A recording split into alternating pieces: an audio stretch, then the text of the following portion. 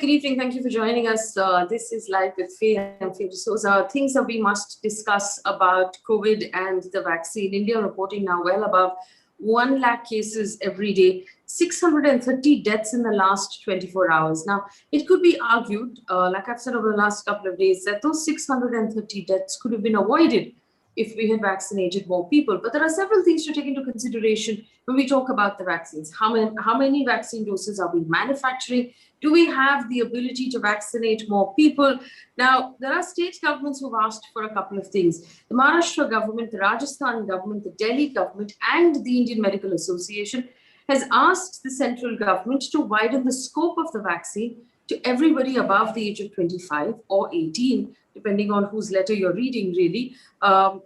In the meantime, we also have a case right now being built by the state governments of Andhra Pradesh and Maharashtra, saying that they're running out of doses of vaccine, and they actually run out entirely by Thursday, and the central government needs to step up distribution of vaccine as well. So questions that we're asking today of our panelists are this. First of all, should India be vaccinating everybody above the age of 18, and what considerations come into mind right now? Remember, the central government has told us we're vaccinating everybody who's vulnerable, not everybody who wants it. So we want to examine that argument a little bit scientifically. And also the question is, are we manufacturing enough of that vaccine? Is there a question to be asked about what we're exporting and what we're using in India? Now, these two doctors have been kind enough to give us their time right through the pandemic. And I think that that's a good thing because it gives us consistency of opinion. And you can actually, as opposed to asking a different person every week. So joining me this evening, Dr. Shahid Jameel and Dr. Rakesh Mishra, both of whom I'm sure my audience is very familiar with at this point. Doctors, thank you so much for joining us. My first question to you is simply this. The government has said that we need to focus on those people who are vulnerable in order to prevent deaths. But state governments are asking that vaccinations be given to anybody above 25 or above 18. Which of these two arguments do you think scientifically makes more sense? Dr. Jameel, you first. Okay, so let me start by saying what a vaccine is supposed to do during a pandemic. Three things. First, it should protect your healthcare and frontline workers. Second, it should reduce mortality. And third, it should break the pandemic. Otherwise, what good is a pandemic vaccine developed within a year? First time ever in the history of infectious disease. Now, the government's strategy focuses on the first 2 points, but I believe the time has come now because of the surge to have a more nuanced approach, a more evidence-driven approach to this. So instead of opening the vaccination to everyone across the country above the age of 18, perhaps the government could consider rolling out the vaccine to everyone above the age of 18 in places that we are seeing a surge. Simply because the evidence that comes from countries like Israel and from UK says that if you're able to vaccinate about 40% of your population in those areas, you will be able to break the surge of the pandemic. So there is no point in treating Maharashtra and Nagaland on the same platform. One is seeing a surge and the other is not. So a more nuanced approach that will take care of the problem, hopefully, but that will also ensure that enough supply comes through. So, Doc, what you're saying is that in states like Maharashtra, obviously being the worst affected right now, more than almost 60% of the total cases in the country are being reported in Maharashtra. It should be stepped up and opened up in this state, not necessarily across the whole country. Right, that's what I'm saying. So places like Maharashtra, Punjab is seeing a surge, Chhattisgarh is seeing a surge, Delhi is seeing a surge. So those states that are seeing a surge for which we have evidence, we should do that. Right. Dr. Mishra, the argument that the government made yesterday and again this morning, and this was by Mr. Bhushan, who's the health secretary, he said that we are looking at the vulnerable cases because we want to reduce mortality. On the other hand, the argument made by Uddhav Thackeray, the Chief Minister of Maharashtra, was we're having to place restrictions on the movement of people. Obviously, he's making an economic argument, saying that we won't be able to work, people will lose their jobs because we haven't been able to vaccinate really the working population of 25 to 45. Do you think that the economic argument holds weight here? Yes, we can't ignore the economic argument. It is a valid one. And it's there from the beginning that why don't we vaccinate first who are the spreaders, that they go out and even select the people like who are in deliveries and who are more exposed. And therefore, they don't take it to their parents and so on. So one of the view has been that expose the people, vaccinate the people who are more exposed and restrict the people who are more vulnerable and so that we have more effective use of the vaccine at one moment.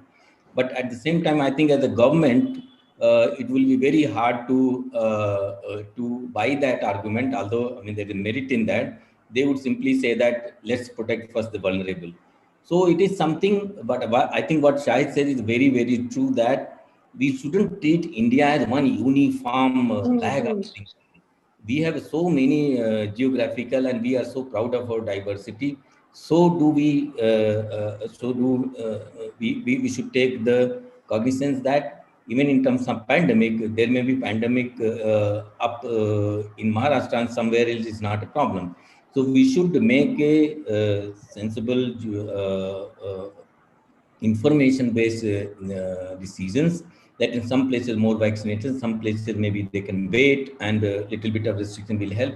So we have to take state-wise or even if it is possible district-wise thing, because wave is in one place, some other places there is no rise of the cases. Most of things are happening in Maharashtra. So we should go more local and take decision based on local situation and not make everything national. And obviously, we're seeing that this time around, because as opposed to a national lockdown, which is what we used last year at this time, we're seeing states and cities make decisions based on what suits them. Also, at the same time, let's be honest, we have some of the most atrociously crowded election campaigns that are running in the country at the same time that we're seeing lockdown. So there is an understanding that of what you're saying, that India needs to pick and choose different modes for different cities. That also brings me to the question, and I'm picking up from what Dr. Jameel said, that healthcare workers need to be looked after. The government made some interesting decisions over the last few days. First, it paused fresh registration of healthcare workers for vaccines. Then it said, okay, if you're above 45, you go into the general category. Then they said, okay, come with your ID into government offices. They were worried that the healthcare worker vaccine was being misused. I want to understand your response to that. No, I disagree with that interpretation of the government. Even if they misuse that much, we should tolerate, we should fix our system. But healthcare workers are so precious. We have increased the capacity, we have increased hospital bed, all those machines and all, but we have not doubled, tripled our healthcare worker force. In fact, we have reduced. So many of them have succumbed to this thing, and many are fatigued, and temporary ones may have left their job because family pressure and so on. That is one thing. If one thing which is going to put us in trouble if this crisis goes up will be shortage of healthcare workers. So we have to put everything possible in them. I really don't mind what is free of misuse. So we should be very practical, and I think this is something which we should try to tighten. If there are loopholes, in the end of the day, even if there is some misuse, misuse is what some people is getting vaccinated. So I think we should be more pragmatic and not do such thing, because it not only defeats the purpose, it also might demoralize the most precious people that we have at the moment for this kind of this crisis.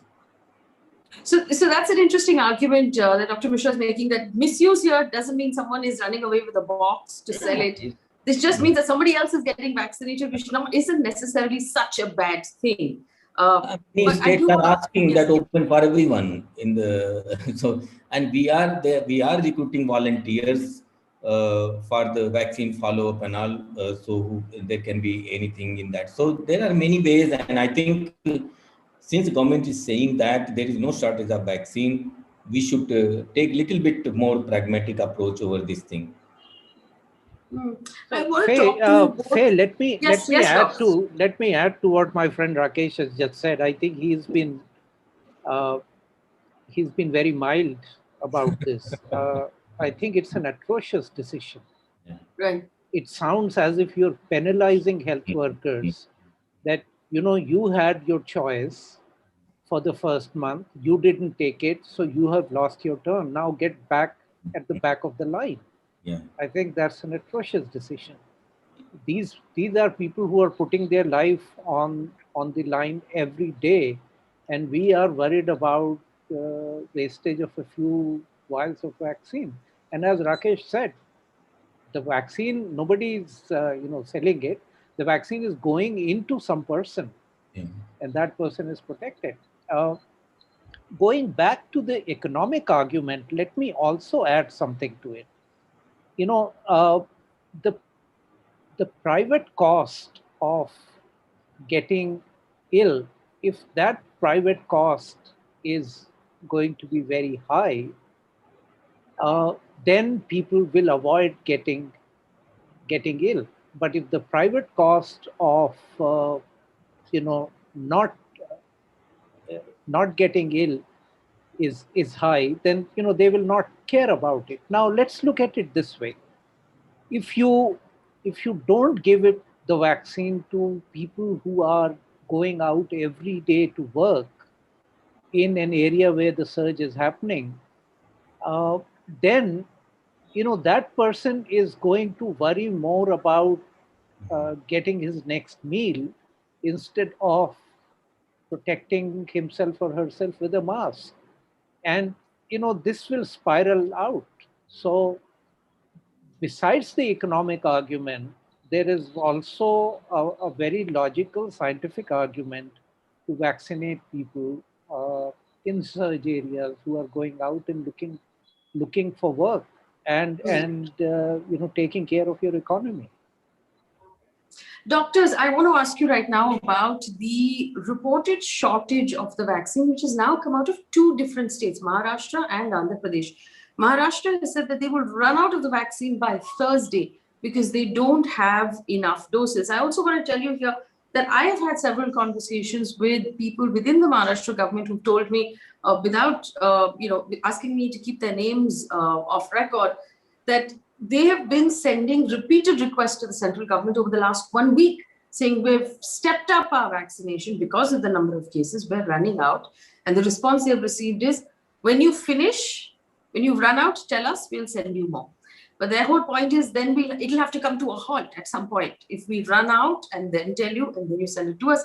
So the central government has refused to send in advance. Now, in Andhra Pradesh, according to the news magazine, the News Minute, two districts of Nellore and West Godavari have run out of the vaccine.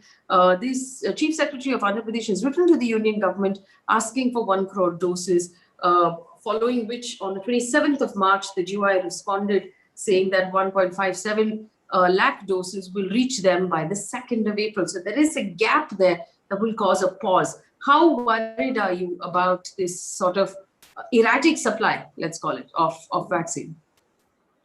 Well, if you look at publicly available documents, I really don't know why we have this supply shortage. According to publicly available documents, by December 2020, if you consider two companies, Bharat Biotech and Serum Institute, Yes. they already had a stockpile of about 100 million doses. And since then, they have added another 216 million doses. So it brings a total tally of 316 million doses by March. And that's based on their manufacturing capacity and documents in the public space.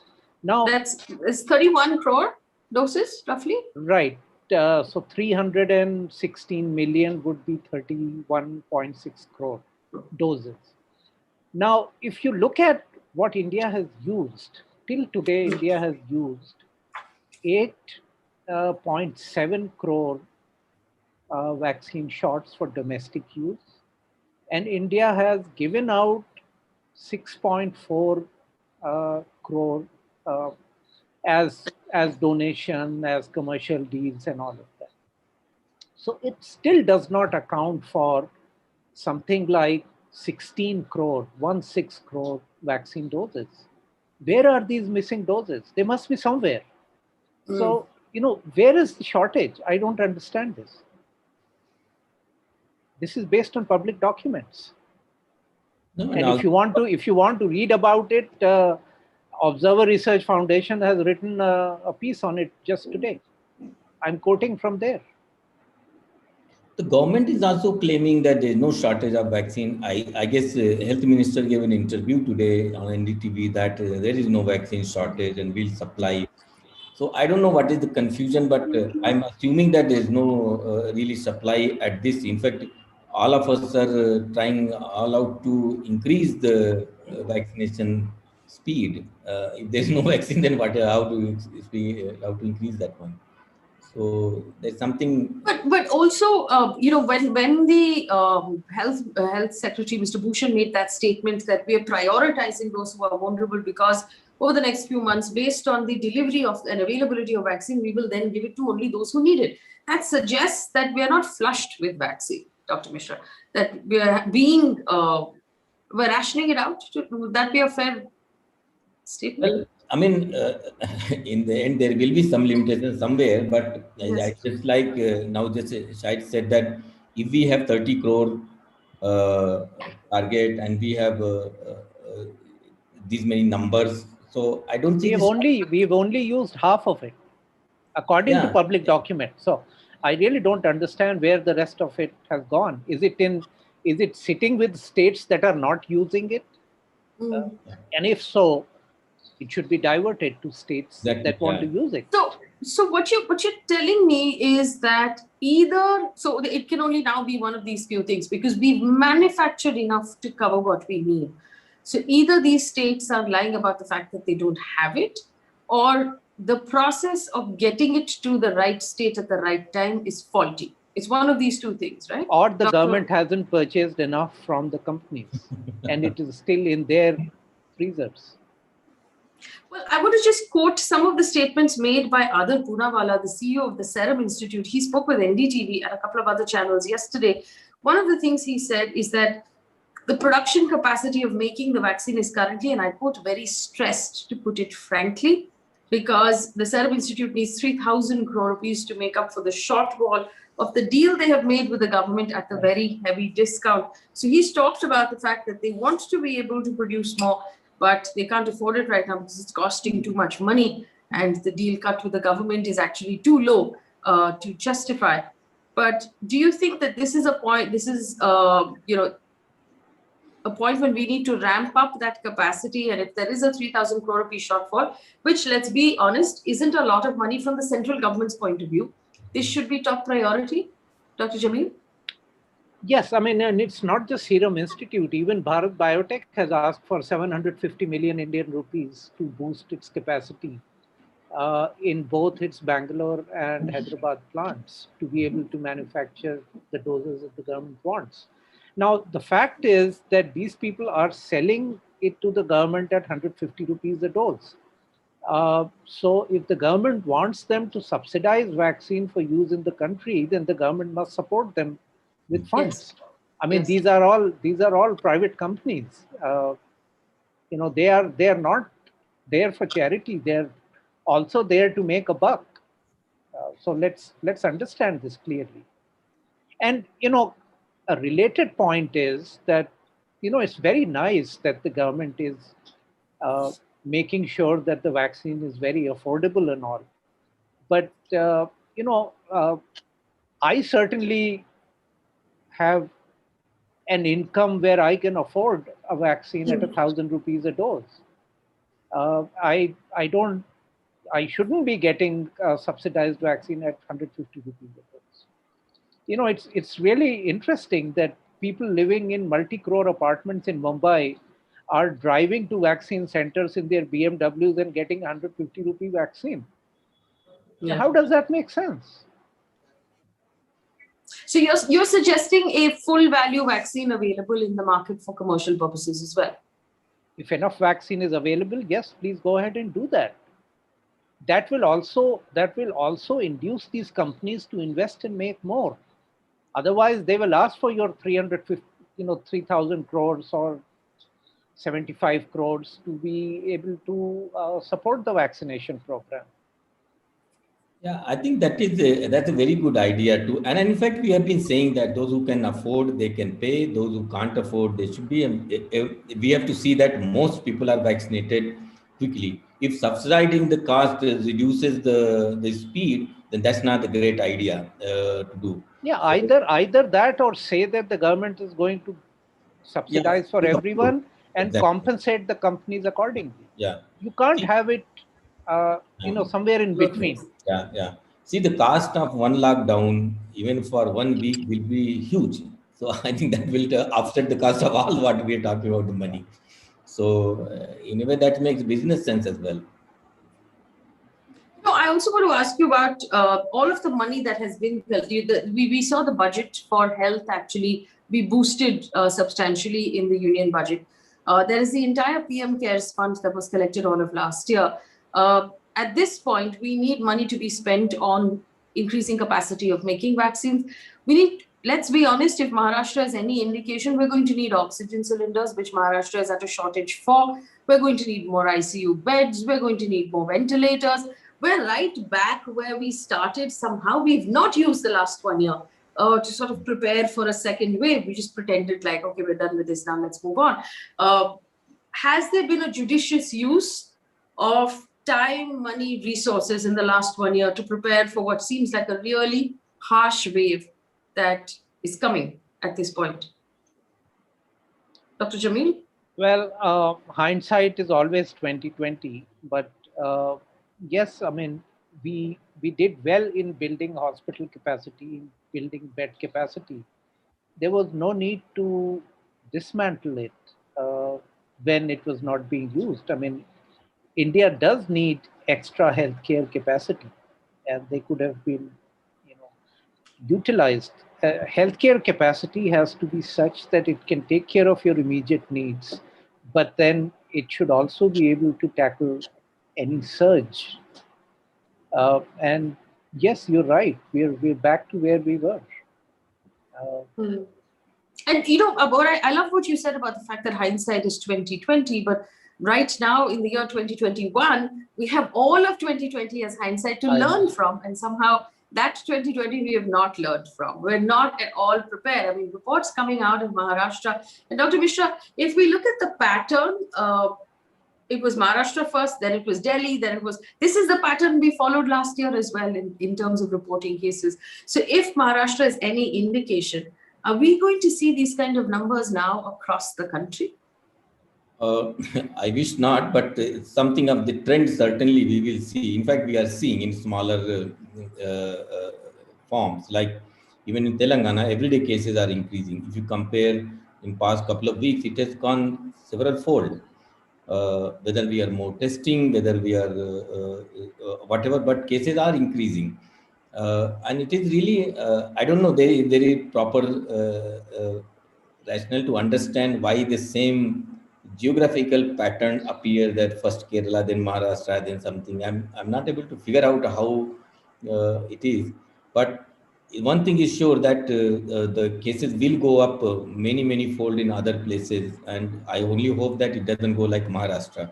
Maharashtra is very active economically, and there is more interaction, and there. But having said that, at the same time, the rise in cases is not in the Bombay or as much as in smaller places. So maybe we are expecting something quite serious in coming. It may become 2 lakh, 2.5 lakh a day. That will be a problem, certainly. well, Faye, the thing is that viruses don't suddenly stop at state boundaries. Yeah.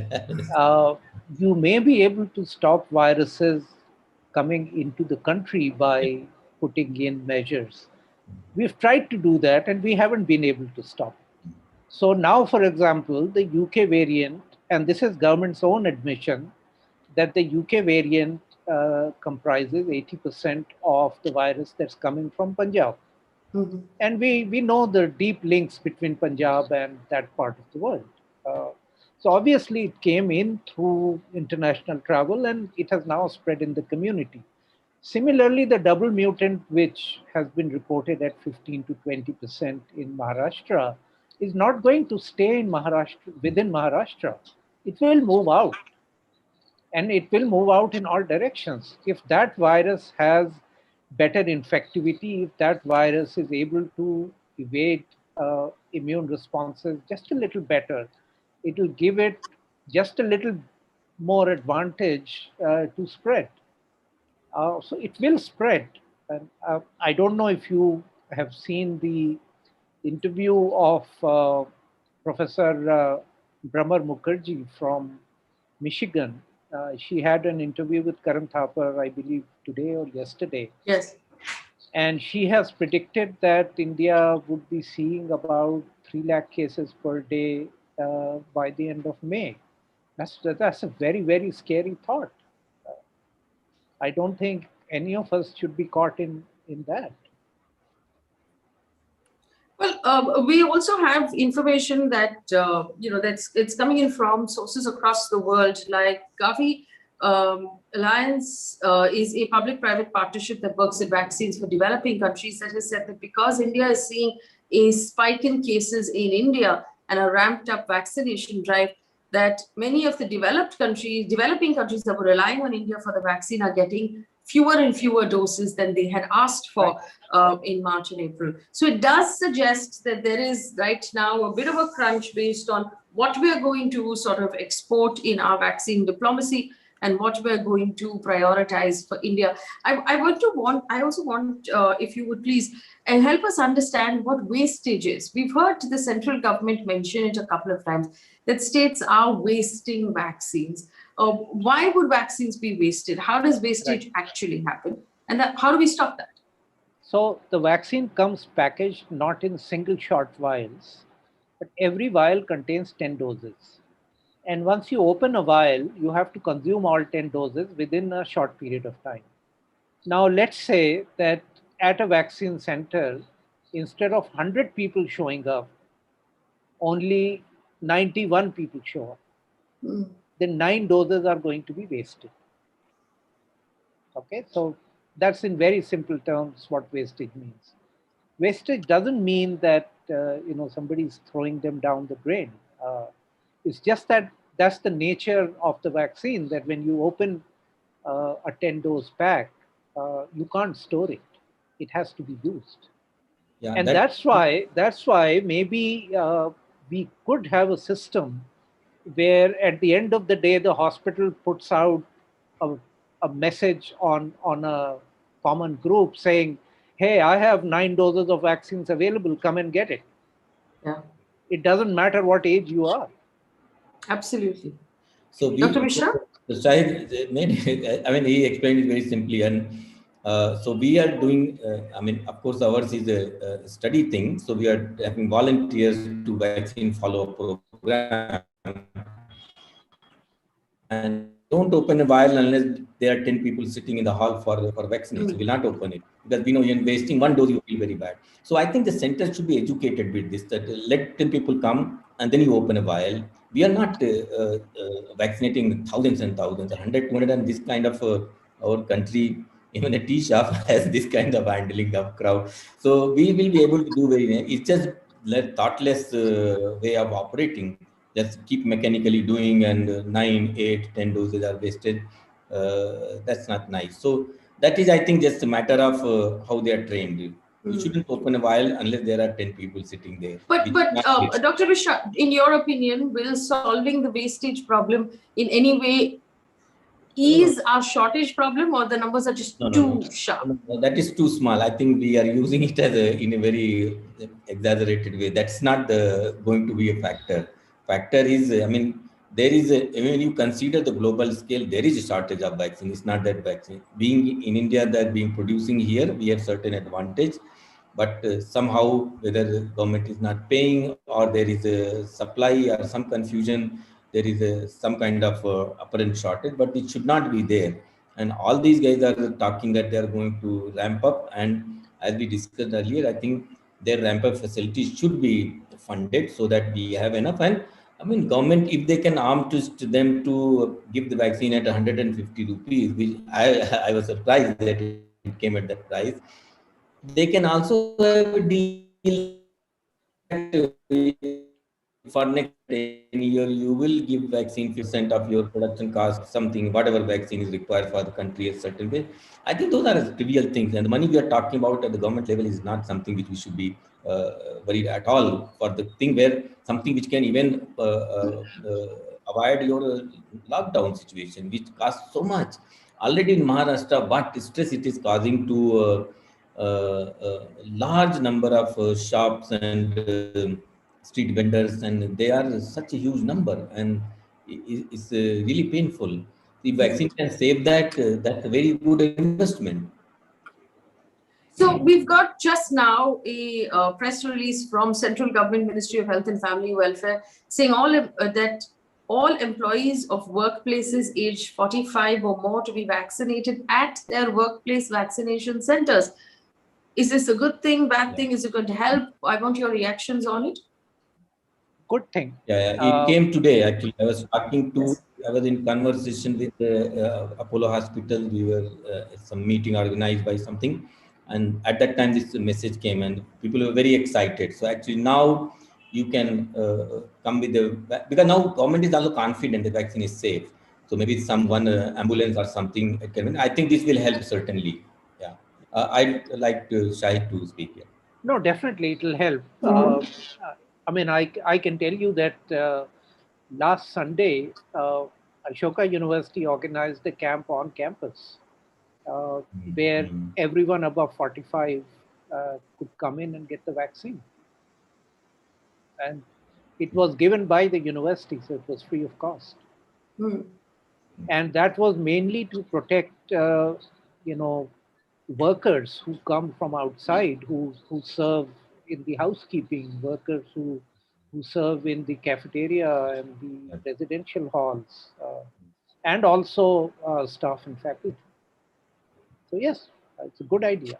So then let me take that one step further. If we're able to do this, then Maharashtra's request of let's go door to door, let's go slum to slum and put up camps there and vaccinate everybody there, that should also be a possibility now, shouldn't it?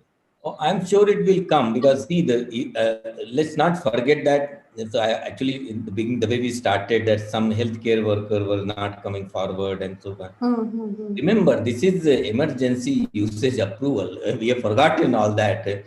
So now slowly people are more confident. It is safe now. 7-8 crore have been, so the safety is not an issue. Now another thing has come: those who got vaccinated got disease. So we have to now educate that why they shouldn't worry about that. So slowly confidence is building, and I must say even confidence of government is building, that you are not going to inject and later take the flag that so many people died or whatever happened. So their confidence, they are slowly loosening the control, and I'm sure in the coming weeks, not months, coming weeks, it will come that door-to-door vaccine with certain van one can go and do, and that will be important.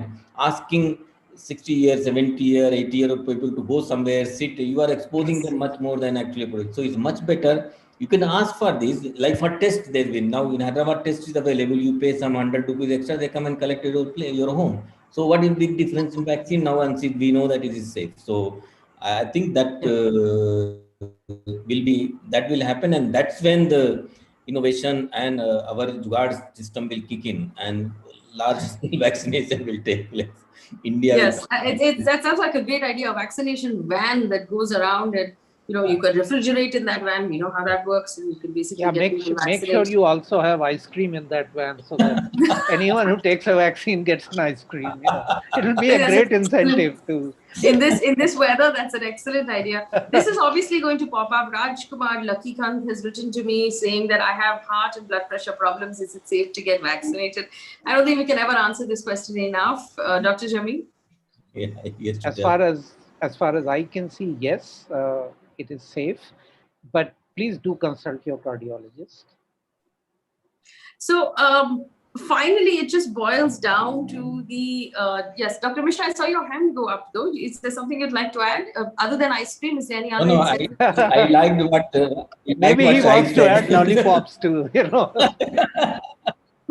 I'm not very fond of ice cream, but our society says, actually, whole piece said, the moment you offer something free, people are ready to buy garbage. So it will work. No, come on. The vaccines are good.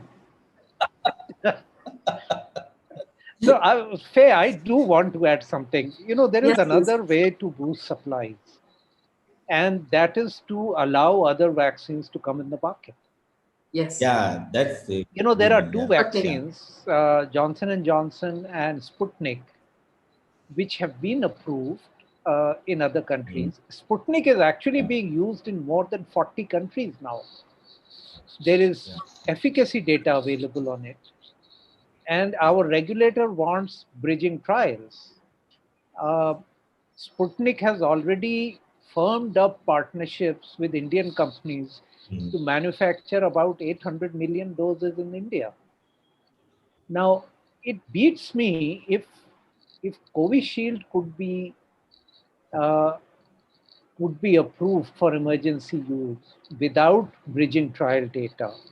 If Covaxin could be approved for emergency use without efficacy data, isn't today an emergency that we waive off the bridging trial requirement for a vaccine that is already being used in 40 different countries? It just defies logic. I don't understand this stand. You be consistent in your stand. If September was an emergency, uh, so is uh, uh, so is March 2021.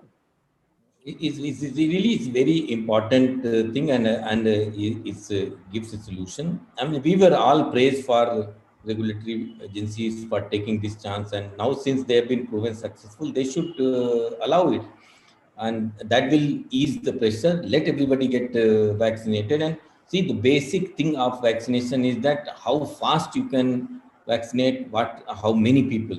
That only it helps. If you keep doing this for 2 years, then it will have no meaning. By the time virus will find ways of avoiding. So the good thing, I mean, the most effective thing of vaccine is only that, and that is what the emergency clause should keep using. Emergency is still there, and to get rid of this, we have to do that, and we have option. So it's really, I mean, even government has made statements that soon 4 more will come and all that. So I for one was thinking that in coming weeks, at least a couple of these will get approvals. So that should happen. I mean, RNA vaccines are one thing. There are other logistics, but these two has to come quick. Absolutely. And of course, we can't reiterate this enough for our audience. Remember that having the vaccine, even if you have 2 doses, does not mean you will not test positive for COVID. You will test positive. What it means is that that virus will no longer make you sick. You will not run the risk of being hospitalized or worse still, death, which is what the risk we have when we don't take the vaccination. So the virus will enter your body. It could give you mild symptoms like a cold or a cough. It could give you severe symptoms like breathlessness. It could kill you. When you take the vaccination, it will still enter your body, but your body would be strong enough to beat it back. That's what the vaccination means. There's a lot of worry going around saying that, people are still tested positive. The point is they're tested positive, but they're not sick. That's the point of the vaccination. Please make sure that if you do qualify, that you go and get vaccinated. Everyone who works in your home, your maid, your cook, your driver, if they qualify, please insist they get vaccinated as well. The more of us get vaccinated, the safer all of us are. It's also the argument that we put before the government to vaccinate as many people as they can, as fast as possible in states and cities where we see a problem right now. Doctors, thank you so much for giving us your time and answering questions. Always a pleasure. Of course, a great suggestion in this show, among all of the great professional suggestions, is offer people an ice cream, perhaps, if they get the vaccination. It will sort of maybe motivate more people to come forward. I'm going to leave it there. Thank you so much for watching. We'll be back at 9 o'clock with the news, with just the news, our audience, and also Priyanka Chaturvedi of the Shiv Sena will join us to talk about the vaccine shortage in Maharashtra. That's at 9 p.m. this evening. Do come back. Thanks for watching. Good night.